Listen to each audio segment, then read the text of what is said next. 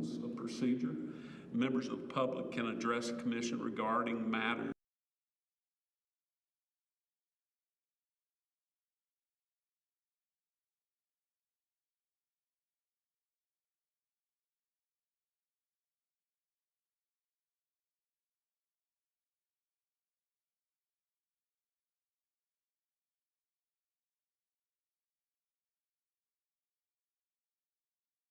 app.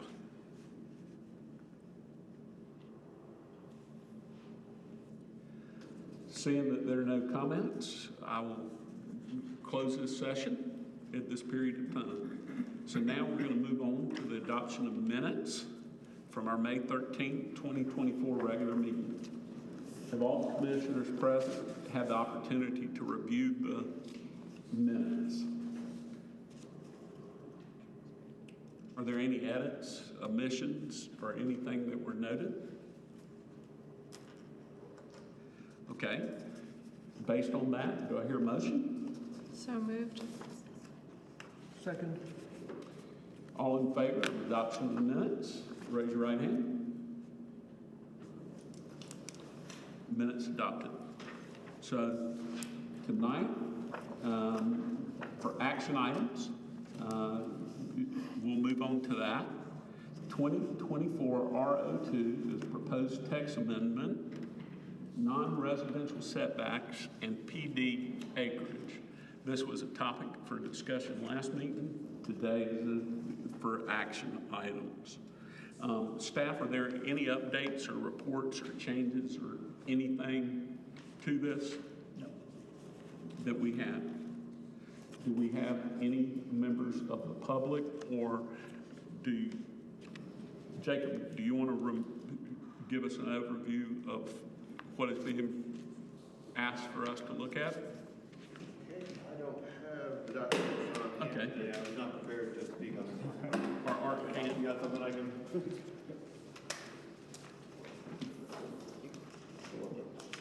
So basically, there was two parts. There was increasing the required setbacks in the commercial district so that buildings would have a separation of 15 feet from the property line. So then we talk about a 30-foot separation between buildings in our all commercial areas. Now there was some talk about potentially having some sort of exemption for the downtown area, but exactly what that means, I'm not sure. Then the other portion of this was increasing the minimum PD size. So for areas that for most PDs would be 4 acres, and then if it is completely surrounded by RM12 and R20 would be 5 acres. And the current regulations call for minimum PD size to be 2 acres, and if it's surrounded by RM12 and R20 to be 4 acres. Okay. Any comments from the public? Couple of questions. Okay, please come up and state your name, sign in, and your address.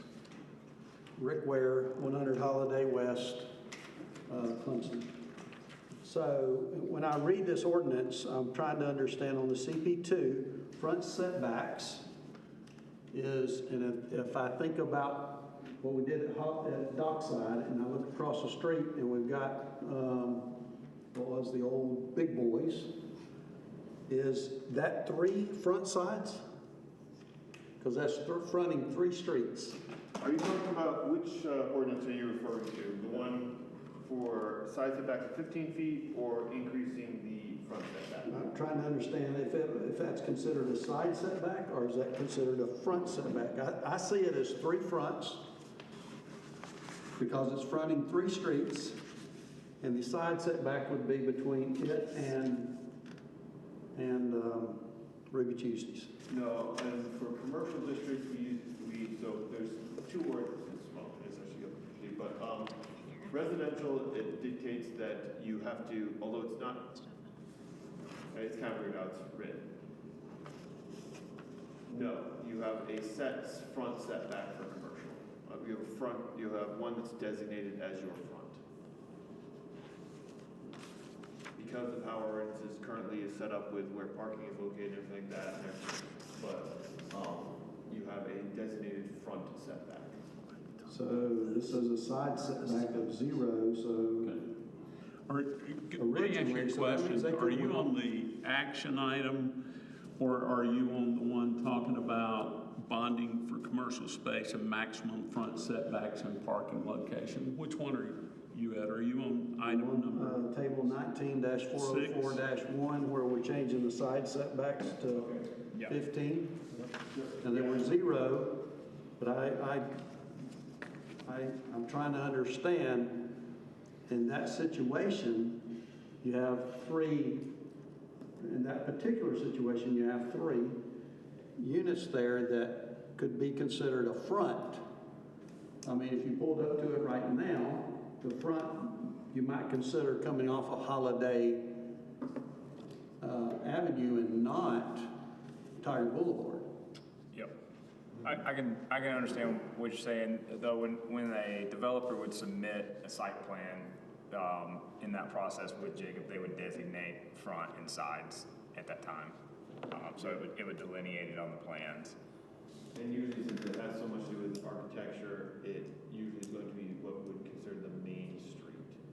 So in that case, I'm pretty sure it's 123. Yeah, so my concern is that we're doing 15 feet, which is not much, back off of Holiday East, because they will, eventually, somebody's gonna develop that property. They're probably gonna develop, whoever does it will probably buy the Big Boys and the Ruby Tuesdays and maybe the next one, right? Yes. And develop all 3 of those properties together. And we need to protect Holiday East in this situation. And 15 foot is not enough buffer to protect that area. And I think the correct term you used was buffer. And in that case, the buffer will be the managing setback. Okay. So I think that probably the best way to accomplish what you're talking about, because you are correct that probably in a situation where you're boarding up residential, maybe 15 feet is not enough. So probably the better line, of course, is to look at our buffer requirements. Because you wouldn't want to, say, just arbitrarily stick a, say, 40-foot buffer off of every road, because it wouldn't make sense. Right. But it would make sense if immediately across the street is residential. Right. So I think that rather than looking at the setback requirements, we should look at the buffer requirements, because they are dependent on what is the adjacent use. Because that's what matters for a buffer, is what's next door. Not, so if you're just doing commercial, you're not going to want the same distance, the building setback, as you would if it's residential. So I think that probably what you want us to look at is our buffer, which is probably something that you need to look at. Okay. We either need to do that or put in some requirement that they have to, like we did with Dockside, they have to have some amount of wall. I mean, actually the code says that you can't have any dwelling units on the lower level, and that was one of my appeals, and abutting a public right-of-way. Yes. And so, but I dropped that appeal. Many people don't know why I dropped that appeal, but it was very simple. I dropped it because I didn't want to be looking at commercial space. Understood. Because that, if I'd have won that, he would have taken the wall down and then would have had commercial space. And so, in exchange for that was to alarm the gates. Anyway, I'm thinking about Holiday East, and we've got to protect that and those folks from this. I mean, when we walk out our door, we see a 40-foot building. Understood. And you know, I'm a believer in whatever the height is, that's what the setback needs to be. And that's just because I think that if we'd had more buffer or setback, Jacob, at Dockside, it would have been more easy on the eye, so to speak. Well, thank you for your comments. Yep. Appreciate it. So, are there any other comments? Okay. At this time, are there any comments that the commissioners would like to make? I do have a letter from Greg Rice, and that I would like to put on record according to the rules with the Planning Commission. Anybody who's not here, while they cannot vote can send in comments about what's going on. And so here's an email I got from Greg. I'll give it for the record. Good morning. I'm not going to be able to attend this Monday, June 10th, the 2024 regular Planning Commission meeting. I had a few thoughts that could be shared or put into record, whichever the chairman warrants. In regards to changing the planned development acreage amount from 2 to 4 acres, I feel this would hinder any future opportunities for creative development within our city. The Planning Commission looked into options for affordable housing types, such as tiny homes, pocket neighborhoods, etc. I feel that changing the acreage amount would prevent such development from being financially feasible. I also feel that changing the acreage amount, we're going to make it nearly financially impossible for small local developers to participate in any development of the city. The only developers that would financially be able to make these investments would be national developers who would only want to focus on purpose-built student housing. My thoughts on requiring a 15-foot setback in all commercial districts or office park districts would be the negative impact it would have on buildings in our downtown area. After reviewing the property map of the downtown area, there are several buildings that would not be able to be built back on the exact same footprint as they are now, namely a few of our large churches in the area. It would also create alleys between buildings in the downtown corridor that would not be beneficial for the businesses, the walkability of our area, and possibly create safety issues. Feel free to contact me if any other questions, concerns. These items are covered by other commissions, meetings. Feel free to mention I express the same concerns. Sincerely, Greg Rice. So, based on our discussion last time when we left, the concerns that I had heard is that 15 foot could be limiting.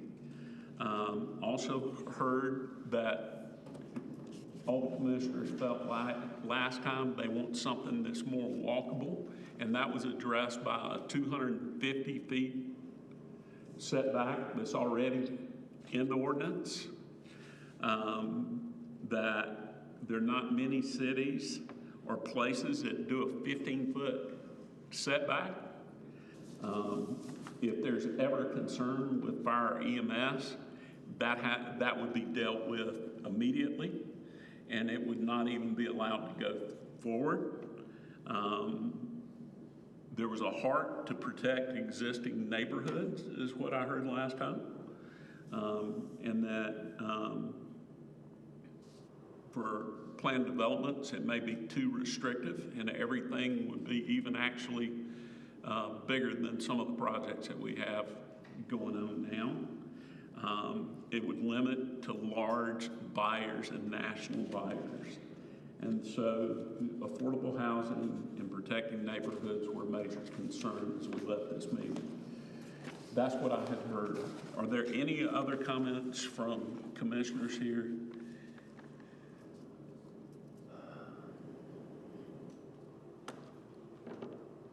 I'm thinking in terms of the setbacks and what is designated as front would normally be considered, I presume by default, wherever the main entrance is. But what if you buy up 2 properties and have a project on both, and the front changes to the other street? Do they have to? Do they retain the previous setback? Say on a street corner. Or does what used to be a front entrance is now, or a front side of the building on a side street is now a side if the consolidated development enters from the main street. I'm sorry, what was the question? Okay. Let's figure you've got 2 parcels. One parcel's on a corner, and the front entrance onto the side street would normally be considered the front, and they would have a second. Access points are not necessarily frontage, is what we consider the front. It is the, classification of the roadway usually. So main arterials are considered the front, so very often we actually encourage the entrances to not be over what we consider the front. Okay. We go on. Okay, so suppose, as was pointed out or speculated, there's a development and it encompasses two properties, one on the corner and one on the main street next to it.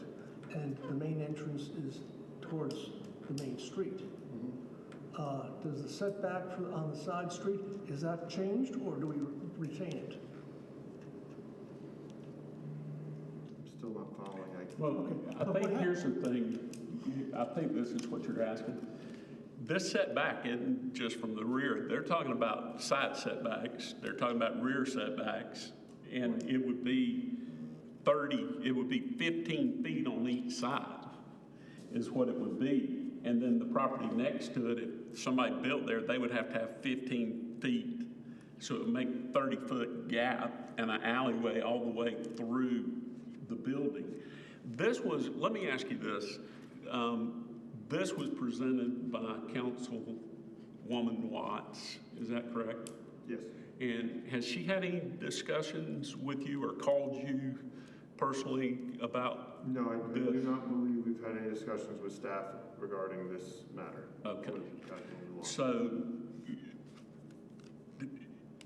you know, can you No, I was offer just some going to say, insight? to answer your question, unless, I think, if I'm following correctly, unless they combine the two lots and built one building, I think that's what I'm both buildings would require 15, so you, in between, so theoretically that's 30. But I'm Yeah. thinking in terms of they combine both properties Yeah. and have a single building. Yeah, it had a Now, single all of a sudden, building. Then it would require 15 on As each. opposed to the side street. Right, so it would require 15 on each side, whatever the side is classified in that scenario. Yeah. And that goes back sort of to Rick's question in that in the in the site development process, when we're working through with the developer, we help them or they present us what they believe to be the front of the building, and if it's on a corner lot, which this is a very specific scenario, but if it was like that, then we would work together to find where the setbacks work, looking at how it flows with surrounding buildings and the surrounding built environment. Okay, so the decision would be Yeah, and often, project specific. right, and oftentimes there's not a decision to be made. So if everything around it has a 20-foot, or, you know, I'm just throwing out 20, 25-foot front setback, then obviously that building is gonna have that same setback in order to flow with the rest of the street. Yeah. Yeah, and then there's designated in different AR standards, like it actually states how far the building will be set back from certain streets in the downtown, like Kiwi Trail and College Ave and things like that. So there's actually standards on Yeah, top that's a of it in good point. certain areas. I think that's where we're getting it. I'm not. Yep. Okay. So any other comments? Commissioner Thaxton? I just want to make sure we are splitting these two apart, right? The decision to either accept or deny that proposed change of side setbacks for non-residential districts. They're listed as one. Okay. They're listed as one, increase in the acreage, and that's what was requested for us to look at. Okay.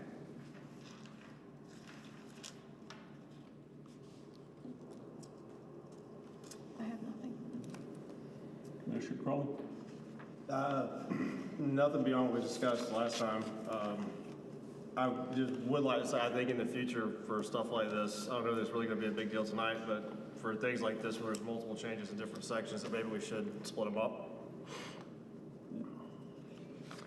So would you, for the record, kind of clarify some of your comments from last time, concerns? Concerns would be that going from 0 minimum to a 15-foot minimum would encourage consolidating parcels, which would lead to larger scope projects, which I think is kind of the opposite of the feel that the town really wants, and that would be beneficial to certain areas, because instead of having 2 or 3 smaller developments, the only way to make land financially usable is gonna be to consolidate it, so you're only losing 30 feet on the sides of your property instead of 30, 30, 30, and 30. You buy 4 big blocks and lose that 30, so you'd have 1 larger building versus 4 smaller buildings. And then that kind of is the same concern with enlarging the PD size. Going from 2 to 4 means you're just gonna have to buy up larger land, and if somebody has a half-acre frontage on downtown, it's gonna be easier to go into the neighborhood and buy the rest of that acreage than it is to get it beside it or further down the street fronting it. And I understand the initial look and concept of this.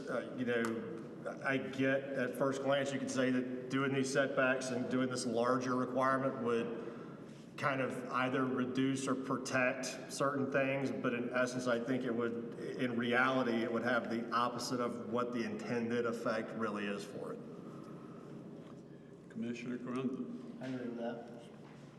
agree with that? Very much. So,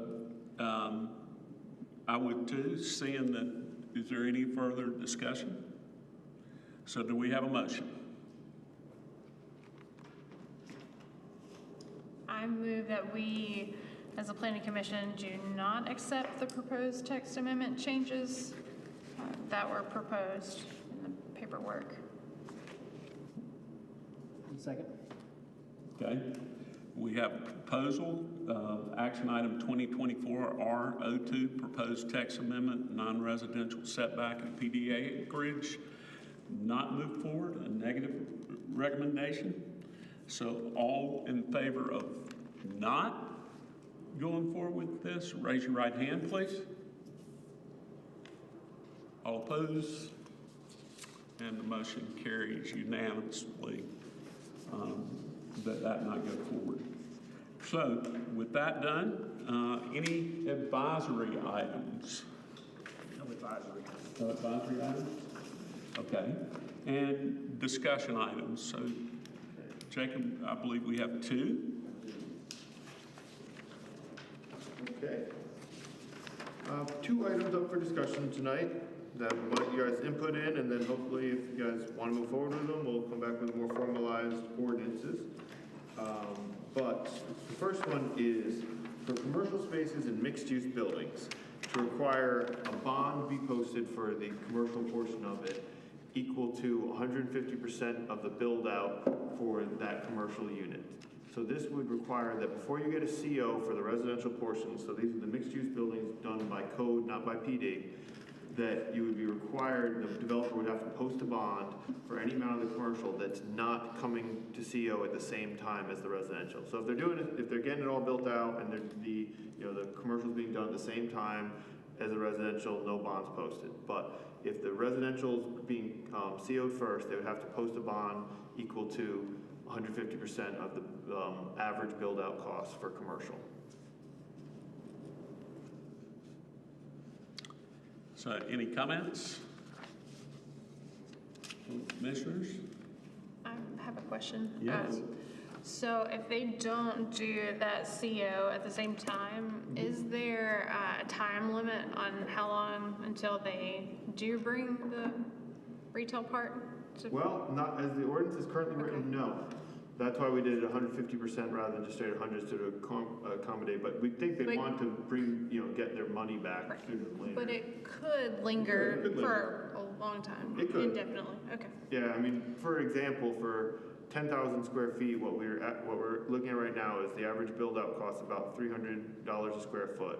So they'd be putting up around $4.5 million to pay to build out that area. So we do think that this would encourage, because we're not taking their money. It is being held there, and they get it back once this gets built out. So we do think that this would do encourage them to fill these spaces, and it would be great for the small businesses to move in there, because that upfront cost of build out is usually what's prohibitive for a lot of these businesses to move in. So we do think that this would encourage smaller I guess it would call them the little guys to be able to get into some of these big buildings in the downtown, and encourage the these large corporations building these things to emphasize getting someone in the commercial. How hopefully they'll just get someone in right away. How often are these not at the same time? Most of the times. Okay, all right. Yeah, usually we'll get the residential first and then we'll do the commercial build out after. I'm trying to think of any that came on at the same time. No, sometimes you'll have them like in fact, the two most recent ones that were approved are coming with some tenants apparently. But that's not always the case. Usually it's like he said, build a residential, leave the bottom vacant and Yeah, I mean, wait. Bixby's had them several of them under construction, but it was a little bit of a lag time at least. I can't think of any that came on exactly the same time. Thank you. Any other questions, I have a comments? question. I like Carly's comment about intention and reality. Yep. So the intention is that they would get someone in here, because they got to put the money up anyways, to maybe lower the rent to where someone else have a different opportunity instead of just sitting on it rents, it doesn't. That's the intention. That is the intention. Yeah. Okay. And so the two PDs that are coming online, the Hub and 412, are doing a very similar program to this.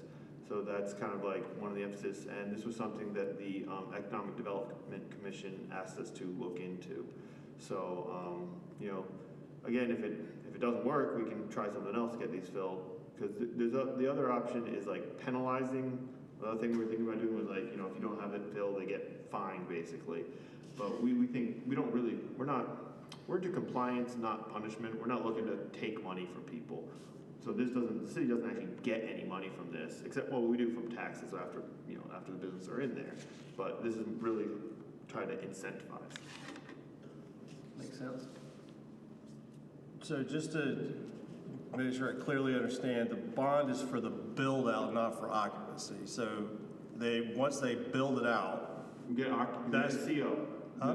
Yeah, so it doesn't have to be leased, rented, or used. It just has to be finished. That's true. If they got a CO for something In other words, they just finish the space as, whatever the bare bones minimum is to finish a space for commercial, let me see then how they it's would written get their right now. bond back. That's a good point, because I'll read you exact language how we have it right now. Bond must be posted at time of CO of the residential portion equal to 150% of the build out of the unfinished commercial space. This will be calculated, you're right, so that's not really addressed in this of when it would get back. So we have to determine if right now we've been thinking about CO of the commercial space. Right, because I don't know what's Or tenant, is there a What's way the- to make it based on a tenant? And what's the bare bones requirement to get a CO, like walls and a sink and a toilet, or like? I mean, All of your life safety and yeah, so you would have to be a commercial use, because you have to do what's called a codes analysis for a specific use. But it could be office, which is usually the minimum. yeah, you just put walls and floor. Yeah. Call it an office, but it's. Yeah, and then if the intention could be for whatever, but you call it an office to get your bond back, because that's the cheapest way to finish it. That's true. Okay, I didn't pick up in there like, if we just do X, Y, Z, we can get our bond back, and then we can still advertise it at $1,000 a square foot or whatever, if we don't really want anybody. No, that's valid. And we'll try to brainstorm if there's any way to get, and, there still is quite a bit of cost to do that, to, get to that level. Right. I'm not sure if people would do it or not, but. But it goes back to if the goal is to encourage or help enable some of the smaller players, if I finish it out for an office and then I'm wanting to do a retail clothing store or a small, whatever shop, I don't know how much cost I still have to put in there to get that finished that way. Absolutely. No, that's a very valid concern. Oh, that's good. The toughest ones are typically restaurants. Yeah, well, that's what I figure is if you're planning, we've got this 8,000 square foot restaurant space, but to get our bond back, we're going to finish it out as an office, and when a restaurant guy comes along, he can upfit the rest of it and put the cost for it. Yeah, 'cause you typically, like a lot of times if it's just gonna, if they're trying to market to a restaurant, they don't want to finish the floor because you don't know where the drains and all that's gonna be. And then, also you're not gonna be clear on the front end what size hood the restaurant that would go in is gonna need. It could, vary depending on the size of the restaurant or type of restaurant even, so. Right, well, yeah, I mean, I completely get not like pre-setting up a restaurant, I understand, that's what I mean, I didn't know if our restaurant space is the only thing we're not limited, let's go ahead and Right. You know, let's go ahead and office that, and then we're still gonna try to get one, but we need to get our bond money back so we can move on or whatever. Right, and I say that because I think there is some public sentiment of, hey, let's finish this out so that this specific person can go there. Yeah, right, just because they drew it up a certain way doesn't mean whoever's running the restaurant wants it drawn up that way. Correct, yeah. No, it's So very valid. what if you put commercially viable tenant and CEO? Yeah. Yeah. Or business license? Business license.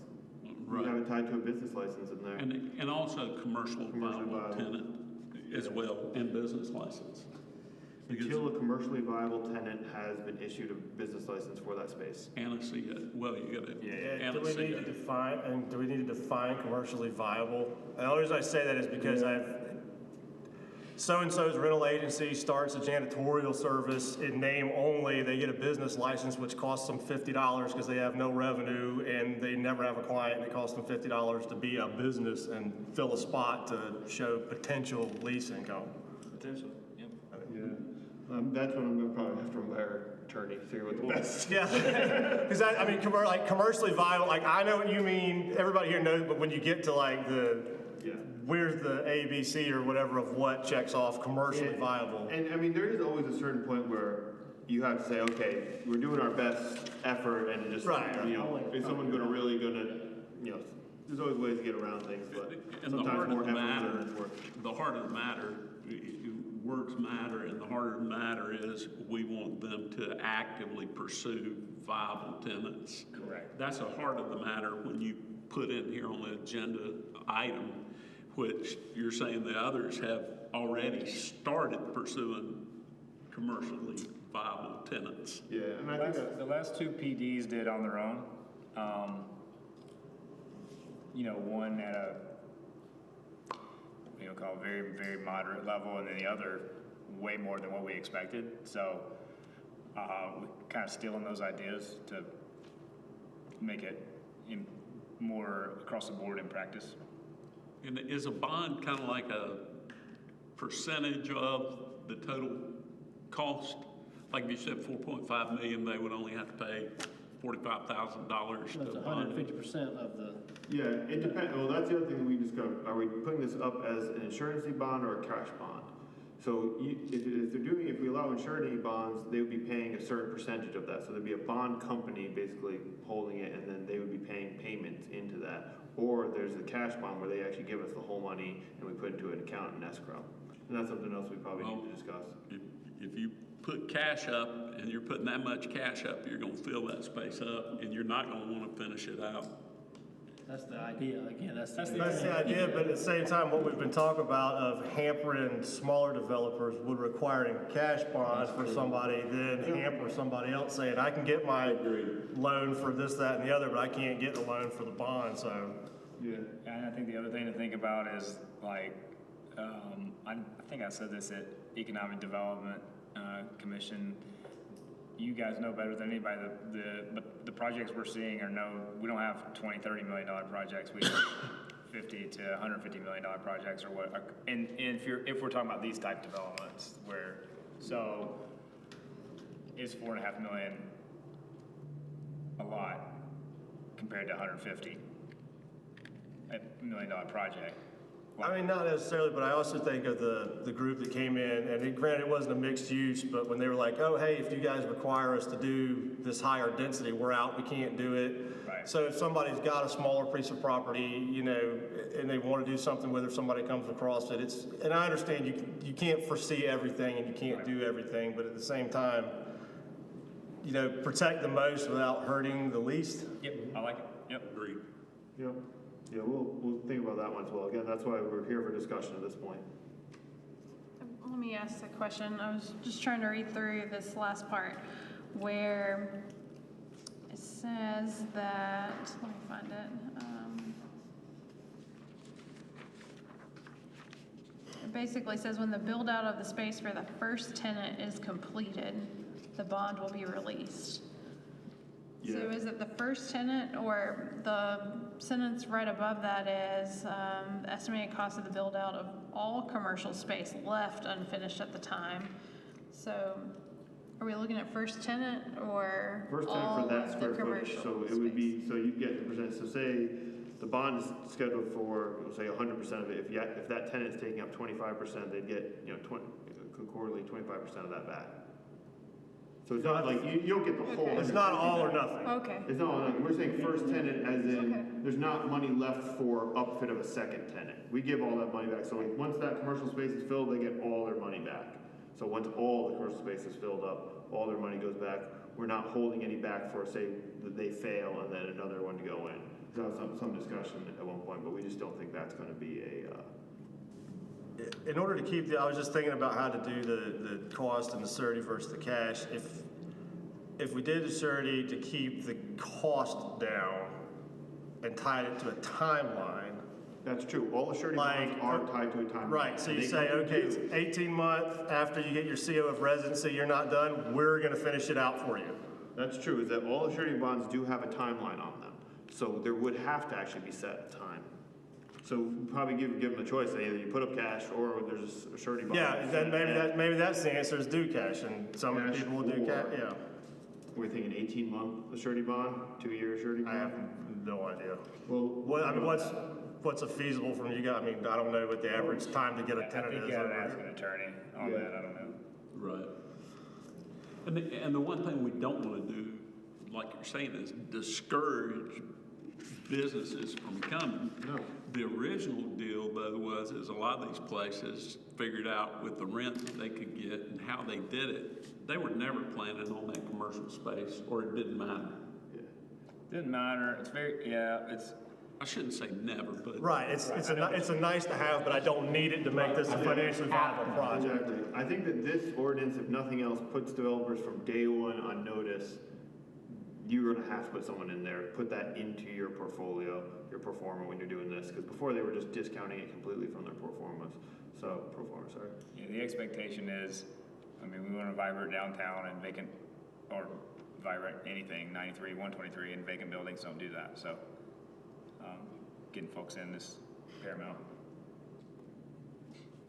So where we at right now is asking questions of the attorney and then. Yeah, you guys have actually given me incredibly good stuff. I think I already have some ideas to, flush this out a little bit more fully and to run by our attorney to make sure. I think we're gonna probably, like you said, commercially viable tenants, and say cash or a surety bond for a certain amount of time and run that by the attorney and see if those are, workable things. I think they're both very good add-ons to this, make it what we really want.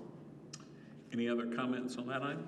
Just a question, the release of the bond, is that what, do we want to make it with the first tenant and then the rest of it, who cares? Or do we want to release the bond incrementally? It's gonna be released incrementally for the space.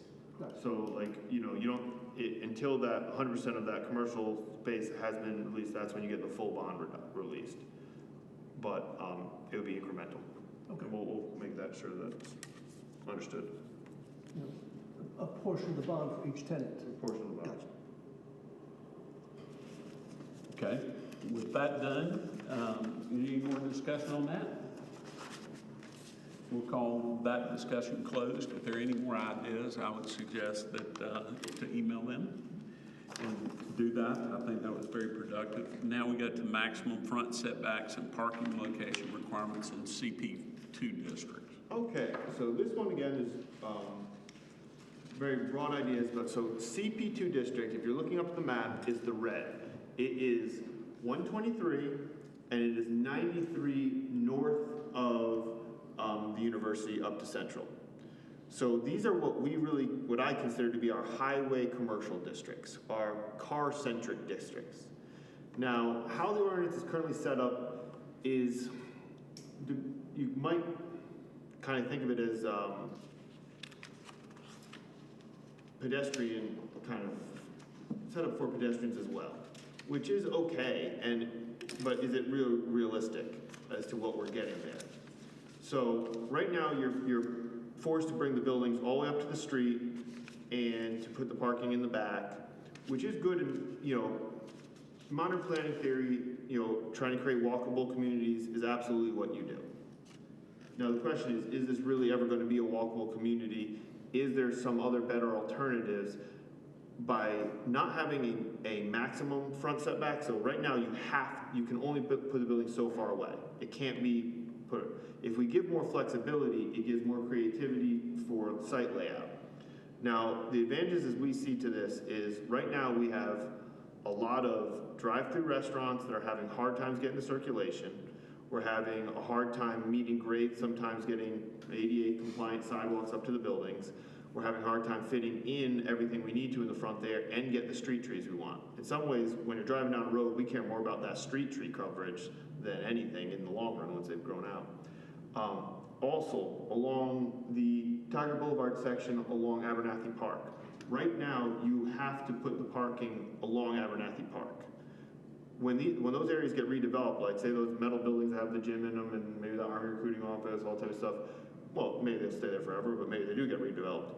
Even Ruby Tuesday. So do we want to have the option or maybe encourage for the buildings to address Abernathy Park? If you're putting in like a nice restaurant, do we want them to be looking more towards the lake and have the parking on the Tiger Boulevard side? Then the other, as we're going up 93, the lesson we learned about the build out of Tiger Boulevard is we should have done a frontage road. We shouldn't have had so many curb cuts. By how our current ordinance is set up on 93, we don't really have much option of creating a frontage road because we're pushing all the buildings up in the front. Do we want to allow for flexibility of site design and then require that you connect or at least leave an option for the connection of the parking lots in the front of the building so that we don't have as many curb cuts, at least have the option for people to go from parking lot to parking lot without going back on to 93. 123, that ship may have already sailed, we'll see. But so the idea is to give greater flexibility of these, what we're calling our highway commercial districts, our commercial districts that are car-centric. Now, the big things that we're trying to avoid, why is that ordinance put in place to have the buildings in the front? Nobody loves that giant look of, in front of a Walmart, of a huge sea of parking, and, you know, because Walmarts and different retailers are classically known for actually overbuilding the amount of parking they need to make it look like it's empty so that people think it's going to be easy to get in and out. But we can have it conditional uses that for retailers over a certain square footage, they still have to put the parking in the back. So we could have that as a conditional use standard for those type of use, have it more use specific rather than broad based, because for drive-through restaurants and things like that, it doesn't make as much sense how we have it set up as it would if it's a large, like a retail store. So I just want kind of your guys' thoughts on that. You think that we're going down the right road? What are you guys thinking? Does what I'm saying make any sense? Yes. I've seen a situation in Raleigh where you've got a big, huge setback from a major artery, and you've got so much in front between the roadway and the business. You have to get almost up to the business to figure out what's there. Mm-hmm. And then if you have to make a left turn, well, you have to go past it and then come on back. It hinders the recognition of the business. Okay. Now this wouldn't help that situation because this would allow you to actually push the building farther back if you wanted to. Because right now we have a maximum, so that's one argument for keeping people forward. Okay, I understand. Would this have any impact into how far away the business is from the hydrant? Well, we still have the minimum distance from hydrants of 500 feet, so it wouldn't negate that rule. You'd have to, but theoretically it could. I mean, this is giving flexibility, but there's still a standard for how far a hydrant can be from a building. All of our life safety standards supersede our design standards. Yeah, it's not really forcing you to, it wouldn't even force you to do it. You could still put your building forward if you want to. It's just giving that more flexibility right now. That's what the proposal is. Is this what we just dealt with next door with that variance? Yes, that's exactly it. So we just granted a variance for this standard next door, depending on how old you are, but what was a nightclub next door there? Crazy Zacks, or I've heard a bunch of different Crazy names, Zack, and like, Bull Eagles. it seems to be all different people call different things. But right next to the police station, we just granted a variance for them because of how the site is laid out. Also because there's two giant pipes that discharge water from 123 directly onto the site, and we were forcing them to put the building right at the end of those pipes, which, you know, would have been unpleasant. So they did get permission to move it farther back, and because it just worked better for their circulation, and it worked better for everything, and also because you can't really see the cars because they're going to be down below. Even though they are bringing up the site quite a bit, but still going to be a good 6 to 8 feet below the current grade of the street. But that required BZA variance approval, so Yep. this would kind of give some flexibility in the code for it. I mean, totally up to you guys, but that scenario popped in my mind because they had, I mean, they came to us 3 or 4 times with different designs of just how to get anything on that site. And, you know, I've only been here almost 2 years, but I've probably seen 8 or 9 proposals for that site, and they all died just because of site work and basically requirements. That's very site specific, but.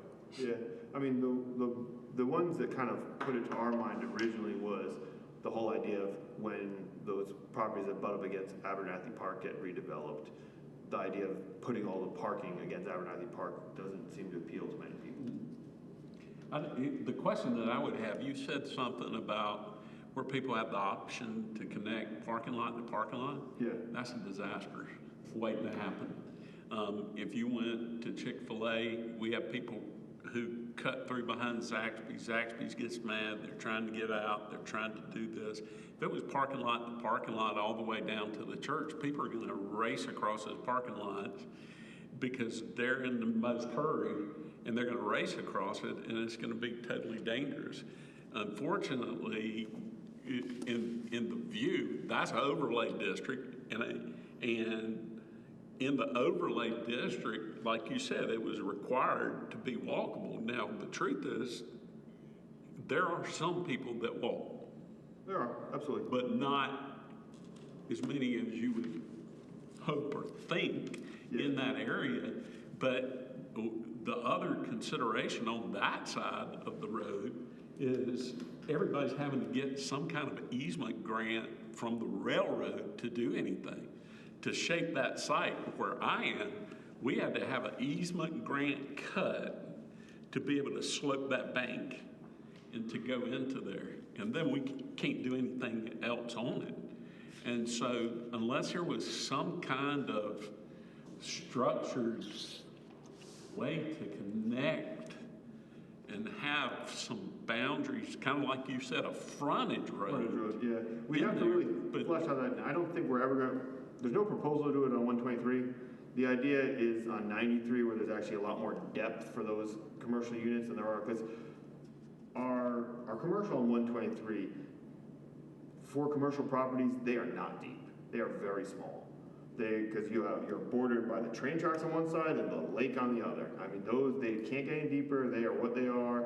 They're not ideal for your commercial thoroughfare, something like with the high traffic we have on 123. Right. So I don't think we're ever going to get that frontage connector there. I do think there is an opportunity on 93 for certain sections of it. Not all of it, but there might be certain sections that we can designate an area where that would be a connecting lane. And we would have to do it smart. But there are design standards that we can follow, like you said. It can't be too straight because then it's going to be a raceway. And it can't interfere with the circulation of people's parking lots because, you know, obviously that causes, accidents as well. So we really have to think that out, but there are ways to do a frontage road that can work. Right. So, I don't think 123 is ideal for it just because our depths just don't lend to it. But then we shouldn't include both roads in the same thing. No, that's true, and one might be, so the These- setbacks might be the same, but they might be for different reasons. Or they might, like I said, it's more flexibility setbacks. I think we'd handle the frontage road by an overlay district, and they have different overlay districts. Or I would be surprised if, when we do our comp plan, that we end up with different zoning districts than what we currently have. Because I even think that like that little section right here of 76 76 going that way, I think that should be a different zoning district than 123. I think that could totally become a walkable community as that whole area redevelops and everything like that. I see that as being very different from 123. It's currently zoned the same, but in my mind, they're not the same, or we shouldn't encourage them to be the same. So I wouldn't be surprised if we end up with different zoning districts than we have now. I think you're right, yes. And I think it goes back to what Nathan said at the last meeting. The comp plan is designed for the overall livability and all of those factors, and zoning is a way to get there. Correct. And so it may come where we have to study all of it, but, you know, truthfully, I have barely enough space to even do business where I am.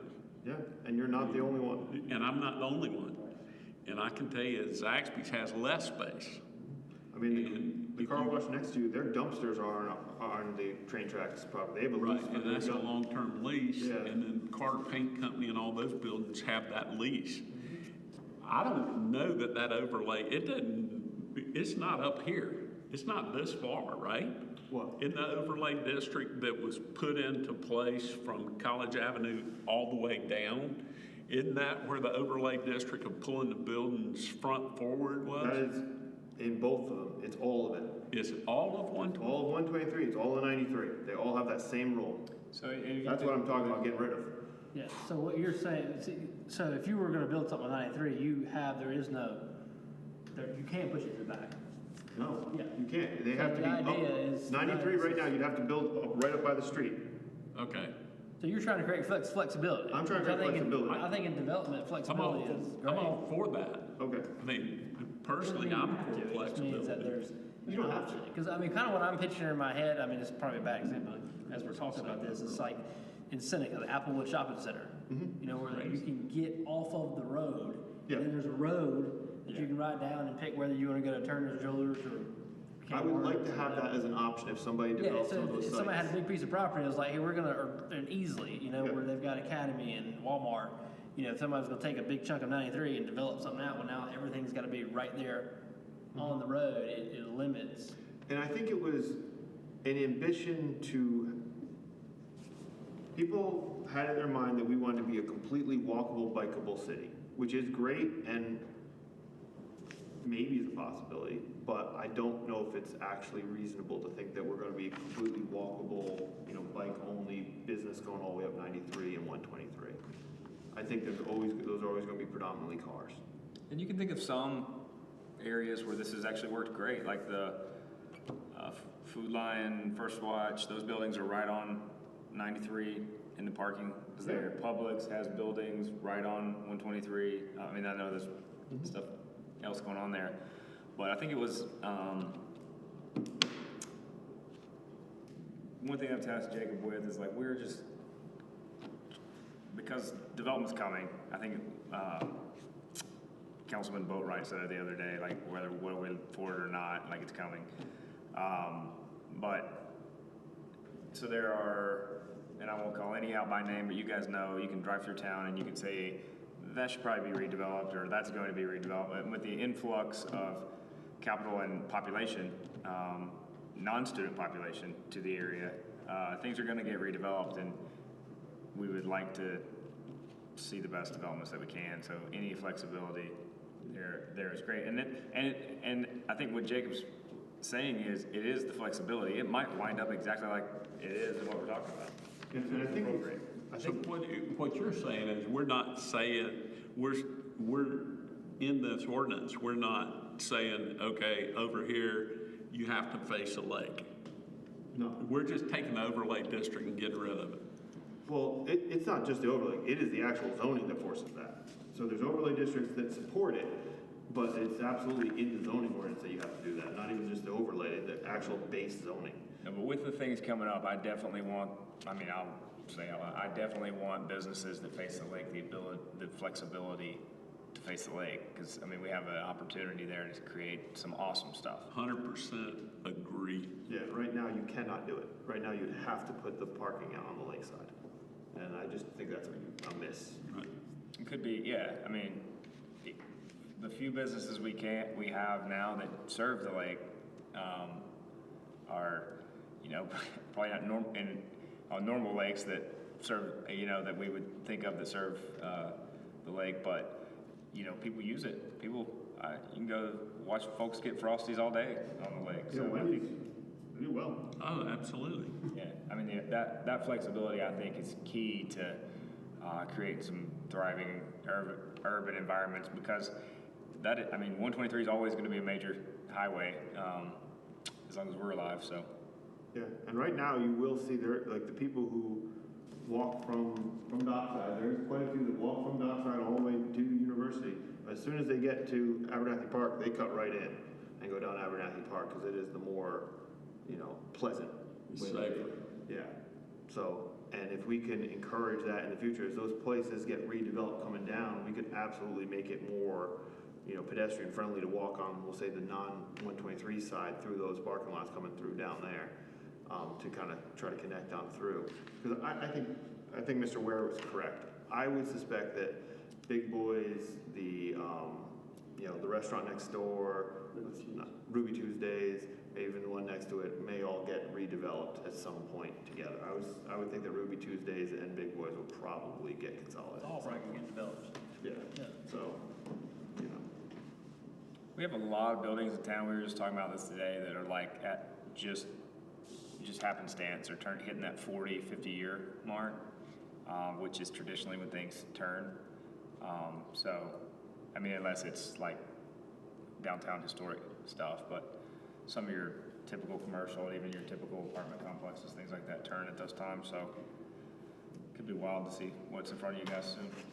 So I guess my question is how would that read, or do you know how that would read? right now, this is going to be a much more holistic, so the last ordinance we looked at is relatively simple. This is a much more complicated one. It's going to have to be, because it incorporates parts from different parts of the ordinance to make the current part work, we're going to have to look at different sections. Like I said, there might be uses that we still want the parking behind, like Publix, like where there's like large retail components. We might not want a big sea of parking there, and those ones, so it might be conditional use standard there. So we're going to take a first draft at it, but you guys are great at poking holes and getting there. So if you guys like the idea, we're going to take a first stab at it, and it's going to be it's going to be more than one ordinance. It's going to be involved in this to make it work. And it might, it's going to probably incorporate sections of the AR districts, the overlay districts, as well as the base zoning, as well as conditional use standards. It kind of has to be looked at holistically. I think the flexibility is good. That's my main takeaway from it. Well, I think that encourages development as well, the right kind of development. And I think that's what you're talking about, giving flexibility for different things in different areas. And hey, it has nothing to do with student housing, so. What we do here, probably since I've been here again, there's been 3 or 4 polls online. I don't look at them, but people have shown me, it's like, hey, these are the things we want in Clemson. And I read some of those sometimes, and I'm like, well, our zoning code doesn't allow some of the things that people say that they want, so this would give an opportunity for some of that. The only question I would have, or not really a question, but I guess it's a very small portion of it, but there's a little bit that butts up against R20 and areas like that. Mm-hmm. If there would need to be any kind of addressing the buffers in those areas, right? If you push your building back. Interesting you just said that, because me and Mr. Ware just had a little side conversation. I think it is time to address the buffers. I think we need to do another, and probably at the same time, those are kind of easier in some ways than this other approach, but I think I'm going to bring to you guys at the next meeting as well a draft of relooking at all the buffers and trying to be much more conscientious about them, because is a 15-foot buffer good enough between mixed use / commercial and residential right across the street? I don't know. We're gonna have to look at that if that's appropriate, and maybe even between high density straight residential and residential. So I think it's not directly related to this, but I think we are going to at the same time be looking at making sure our buffers are right as well. Because I was like, I don't, if I backed up to that, I was thinking in my head, I was like, I don't know if I would rather have a parking lot butt up to my backyard, or if I would rather have the building pushed back and have, which one, like, I can't picture it in my head because I've never experienced, but like, I don't know which one would be better or worse, or. Yeah, and the buffer might even be different for either ones, because I mean. Yeah, like if you're it's forward, gonna you're be a worried about parking car lot lights. If you're gonna have a parking lot back there, you need a solid wall because of lights. Yeah. Whereas if it's a building, you may not necessarily need that solid wall. It might be nicer to have bushes because they grow taller to block a building, which is taller. Whereas for cars, you're really only worried about 8 feet tall, but it needs to be solid. Whereas if it's a building, you might want a vegetative buffer that's taller. So those are all things that I think we're going to try to look at a holistic approach and try to get our buffers a little more up to date. Because honestly, if you read our buffer ordinance, some of it doesn't make any sense. Some of it, you can't do a wall in certain areas above 4 feet tall, and there's some really weird stuff in it. But, yeah. Okay. Good job. No, you I guys, think everybody's open to it, is that?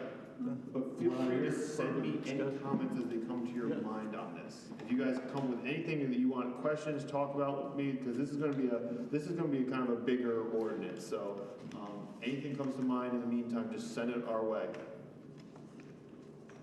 Great. So we've done that discussion is over. Staff reports. Do you have any update on the comp plan?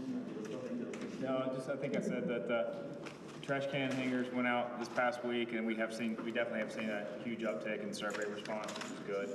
Still not as much as I would like, but it was enough. I talked to our consultants, I guess yesterday. We had a few folks that couldn't use the QR code, so they're calling in and asking for paper copies, which is good because we're mailing those out, so that's good. Anything else that you can think of we can do to get that? I think it would be great. I mean, the only other option you mentioned, mailing out paper copies, maybe it's too cost prohibitive, but maybe we go ahead and mail out a paper copy to all residents. Might be cost prohibitive. I don't know that it's cost prohibitive in that sense. I think it is the ability to categorize the data after the fact, because when you're putting it in on the online system, it's so easy. But let me give me and Art something to do. Like you all need something else. But no, I mean, yeah. But I have had quite a few folks, because my office number is on the card, so people are calling and asking for paper copies, which is good. I mean, at least they're getting it. And So you think we can do one more round of those? Just make them a different color. Maybe. No, seriously. It was expensive, but yeah, we'll see how this goes. But yeah, Well, I'd encourage anybody who's watching, anybody who doesn't know, this is important, y'all. And I think you'll see everybody up here and the people that are here really want to hear. And when some people say you don't, I can honestly tell you that we do want to hear. We do want to hear. And together we're all going to be better. Other items, Planning Commission representation at council? We don't have anything. we don't have anything going. The action item you took tonight will go to the next. There will be July the 1st, there's a public hearing on the proposed rezoning. Yeah, the rezoning that we talked about last That's time. July 1st. That would be July 1st. And it's just a public hearing, so there's, typically there's not any questions or anything for a commissioner if they were there to observe, of course. Okay. Well, with that being said, do I hear a motion to adjourn? So moved. Second? I'll second. Okay, all in favor? This meeting of the Planning Commission is concluded.